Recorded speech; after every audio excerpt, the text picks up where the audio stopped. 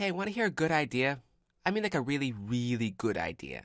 See, what you should do is you should start making video reviews about a TV show that you've been watching for just about your entire adult life, and you should start making these videos at the start of its final season. That's a great idea, right? That's just like the best idea in the whole goddamn universe. So, Season 9 is a thing that's happening right now, and while I admit I went in with expectations lower than my standards for who I bring home every Friday night, I shall admit, this premiere was actually very enjoyable.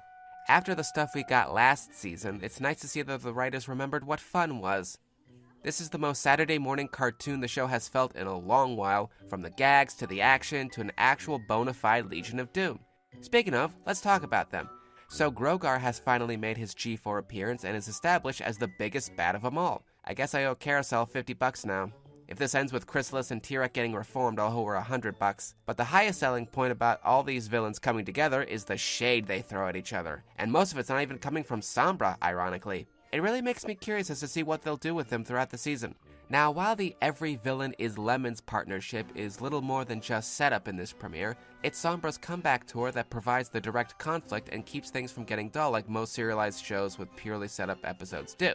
He's a lot of fun to watch this time around and proves that he's a rather capable villain. Though I have to say, I did not expect this kind of voice from Samba. I will take back the Crystal Empire on my own, and I will destroy any pony who gets in my way!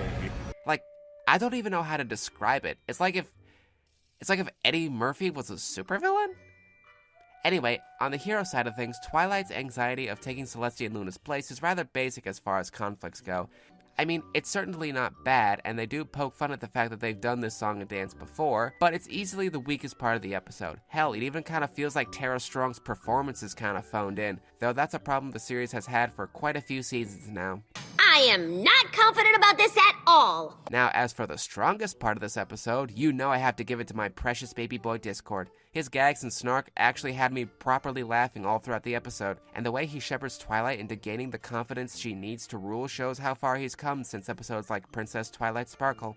I suppose it's unfortunate that I'm familiar enough with Discord's shtick to know that he took a dive against Sombra, because damn if they didn't sell the drama of that scene, and I envy those who were genuinely affected by it. So yeah, with a season that's got off on the right foot, I'm keeping my expectations lukewarm, but I'm definitely digging it so far. Maybe this season will be worth the dreck we've endured these past few years after all. Only one way to find out.